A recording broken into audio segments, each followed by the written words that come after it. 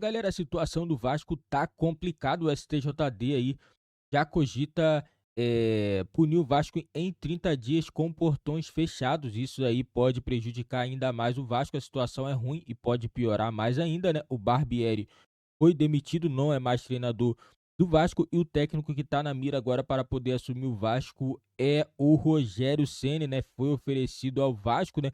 Não sei se ele vai realmente assumir o Vasco, né? Vamos já aguardar aí os próximos dias. Não sei se ele vai querer assumir o Vasco nessa situação, né?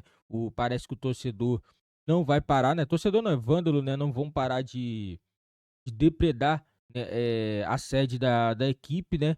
E com isso fica muito difícil de algum técnico querer assumir a equipe numa situação dessa como que tá o Vasco, galera. E vamos acompanhar o Sport Center aqui falando tudo sobre essa situação do Vasco, né? Que pode piorar ainda mais, né? Na minha opinião, o Vasco, se não tomar um rumo diferente, é Série B novamente, galera. E vamos acompanhar aqui o Sport Center, link na descrição, créditos, direitos autorais ESPN do Grupo Disney. O Santos sendo punido por 30 dias, né, pelo STJD, pensando sem torcida no seu estádio. O Vasco pode sofrer algum tipo de sanção parecida?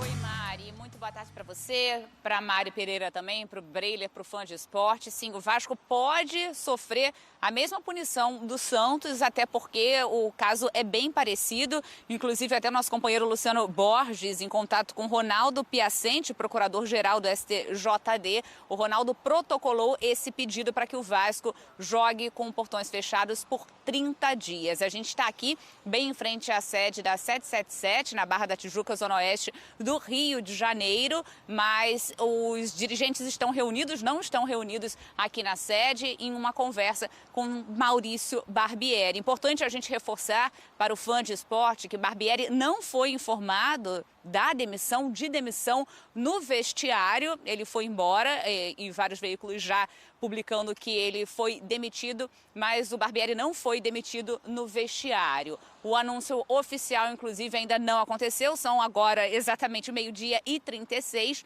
E o Barbieri está reunido com a diretoria, claro, vão falar. O momento é realmente bem complicado, crise, são 6 derrotas seguidas, 10 jogos sem vencer. Situação realmente está bem complicada para o Barbieri. Ele, inclusive, depois de ter sofrido o gol do Goiás aos 27 minutos do segundo tempo, teve que ser escoltado durante todo o segundo tempo do jogo até deixar o gramado, porque a partir dali muitos copos já sendo arremessados no gramado, e depois a gente viu ali, né? São Januário virou realmente uma praça de guerra, sinalizadores foram jogados no gramado, bombas também, realmente cenas bem complicadas da gente acompanhar de perto. Os jogadores saíram escoltados, crianças chorando na arquibancada, spray de pimenta para todo lado, tiros, inclusive, relatados do lado de fora de São Januário, e é esse momento que o Vasco vive agora, tá? Na zona de rebaixamento, situação bem complicada, né? Na tabela de classificação, o próximo compromisso é em casa contra o Cuiabá. Ainda não se sabe quem vai comandar a equipe, mas a informação que eu volto a registrar e passar aqui para o Fã de Esporte: o Barbieri não foi informado da demissão no vestiário. Mari. Pois é, Beta, obrigada, viu, pelas informações, por essas atualizações. Ontem no Linha de Passe, trouxeram até a informação que vai exatamente ao encontro do que a Beta disse, que não havia um clima nem para conversar sobre esse tipo de questão com o Barbieri, mas que é entendido que ele não segue no comando. Eles estão tentando buscar, a palavra foi usada, foi clima, para poder tentar ter essa conversa, organizar todos esses detalhes também dessa saída do Barbieri aí nas próximas horas, nos próximos dias. Ontem no Twitter eu publiquei falando, poxa, que dureza o futebol brasileiro, né? Com todas as cenas que a gente via. E o torcedor do Vasco, de cabeça quente, tem total direito de desabafar. Falou, pô, Mari, mas a culpa não é do torcedor. Eu discordo, porque cenas de violência são de responsabilidade de quem comete. Então, injustificável. É injustificável. Eu discordo disso. Mas esses torcedores falaram, mas nós também somos vítimas. A 777 mentiu, o processo está sendo todo errado. Nesse ponto, o torcedor tem razão, Breile? Sim, nesse ponto sim, porque a condução e essa transição de associação para clube-empresa foi muito mal conduzida pelo Vasco. A 777 tem muita responsabilidade, porque se esperava uma nova prática de futebol e até mesmo prática simples. A gente viu aqui o Arley falando como a direção e a comissão técnica do Goiás foram tratados em São Januário. E isso não é admissível. São práticas que remetem aos velhos cartolas, a Eurico Miranda, a coisas desse tipo acontecendo numa nova realidade. E isso mostra como a 777 não tem feito um bom trabalho no Vasco, não passa confiança. E se confirmar a demissão do Barbieri, é mais um atestado de incompetência, porque se você não confia no trabalho do treinador, isso não pode ser garantido só pelo resultado, porque também são práticas de um futebol arcaico. Uma gestão que se pretende ser moderna, se não confia no treinador, tende a avaliar o desempenho. E o desempenho do time já era ruim lá atrás. Esses 10 dias poderiam ter sido úteis para resolver uma questão de treinador do Vasco. Tempo perdido, Mari. O Barbieri poderia ter caído, já que não havia essa confiança no trabalho, depois do jogo contra o Flamengo, por exemplo, que tomou uma goleada, o time não esboçou reação. Aí você ganha, possivelmente, um tempinho para o novo treinador se ajustar. Não é garantia de nada, mas se é para demitir, que se demita com convicção. E, pelo visto, não há nenhuma convicção no trabalho da 777. A gente não vê um rumo para o Vasco. E isso deixa o torcedor chateado e revoltado. Você também não vê, Mari, esse rumo do Vasco? Tá difícil, é realmente difícil. Eu falei aqui, né, já algumas vezes que, assim, primeiro que o Vasco ele só está numa SAF por conta da sua incompetência de conseguir gerir, né, o clube com as próprias pernas. E, assim, os clubes brasileiros, eles recorreram à SAF justamente por isso. Afundados em dívida, precisando de recuperação, precisando mudar o ambiente de alguém que fale, eu tenho dinheiro, posso te ajudar. Só que me dá uma parte, né? Uma boa parte.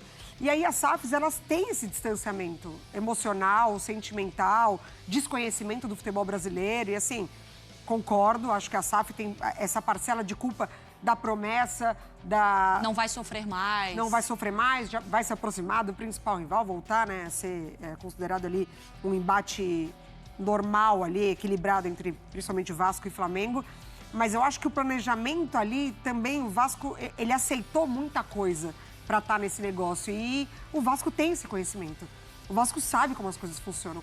O Vasco sabe que no Campeonato Brasileiro, colocar um time com uma média de idade de 23 anos pode não dar certo. E aí aceitou estar nesse momento. E esse é o ponto.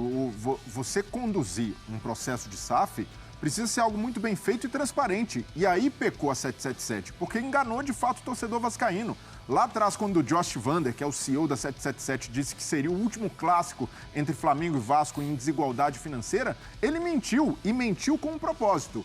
Ali, uma semana depois, foi a Assembleia de Sócios que chancelou a venda. Então, ali, o torcedor do Vasco tem razão. Para mim, e vou citar 2 clubes, Mário, para não dizer que eu estou me apegando ao resultado, ao bom momento do Botafogo. John Textor e Ronaldo deram aula a 777 de como se iniciar um trabalho de SAF, porque foram transparentes, jogaram real para o torcedor.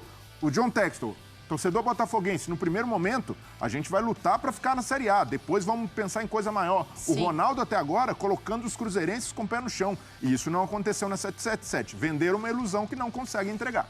Vamos agora seguir girando. A gente falou muito sobre o Vasco, a questão dentro e fora de campo. E agora a gente muda para falar sobre o Flamengo também. Galera, situação complicada do Vasco, né? Isso aí eu concordo plenamente. A SAF enganou os torcedores falando que iria estar uma equipe que nunca mais ia ter uma equipe inferior à equipe do Flamengo, tal. Foi montar uma equipe medíocre. Começou primeiro trazendo, vou trazer o Pedro Raul, que é o cara que vinha fazendo muitos gols no Goiás e tal, né? Trouxe. Beleza, até aí o torcedor, né, se entusiasmou, trouxe o cara que tava vindo fazendo muitos gols no Campeonato Brasileiro. Trouxe o cara, depois começou só trazendo os jogadores, né? E é isso aí, trouxe um técnico mais medíocre que a própria equipe, que na minha opinião, o técnico Barbieri não é técnico para poder fazer esse tipo de trabalho no Vasco. Eu falei desde o início, é para trazer um treinador com mais bagagem, entendeu? Para poder conduzir esse time. Você pode ter um time um pouco inferior às outras equipes? Pode, mas pode acontecer do time andar. Mas tem que ser bem treinado. O time do Vasco é um time mal treinado, é bem na cara, entendeu?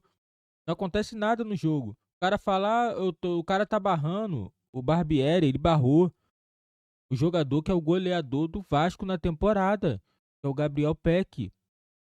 Entendeu? Ele deixa o cara no banco, a justificativa dele é: eu botei tal jogador porque ele treinou bem. Pô, treinou bem na hora do jogo, o cara não joga, alguma coisa tá de errado, cara. Alguma coisa tá. Entendeu? E não tem como manter um técnico desse. Já era pra ter saído já há muito tempo. Tentou segurar, entendeu? E agora o Vasco pode pagar um preço altíssimo. Por quê? O Campeonato Brasileiro esse ano tá muito disputado. O Vasco vai ter que ter uma sequência aí de 3 ou 4 jogos aí para poder sair dessa situação. No mínimo, uns 3 ou 4 jogos vencer seguido para poder se afastar dessa situação. Se ficar nessa ganha, perde, meu amigo, é segunda divisão, sim. É segunda divisão. Os torcedores agora tem que tentar apoiar a equipe. Não adianta, porque se ficar quebrando tudo, quebra-quebra, não vai adiantar nada. Não vai, isso daí pode ter certeza. Pode quebrar o estádio todo, pode quebrar tudo, que o Vasco vai continuar nessa situação, vai levar punição. Entendeu? E tem que levar mesmo, porque só assim o torcedor não, né? Na minha opinião, é vândalo, né? Só assim esses vândalos vão aprender que não é assim que se resolve nada. Entendeu? Essa é a minha opinião. Coloca aí, galera, nos comentários a opinião de vocês. Será que o Rogério Ceni deve assumir a equipe do Vasco? Deixa nos comentários a opinião de vocês. Não esqueça também de deixar aquele like aí maroto para ajudar nosso canal. Se inscreve também se você não é inscrito e ative o sininho das notificações para você não ficar de fora de nenhuma novidade aqui do nosso canal.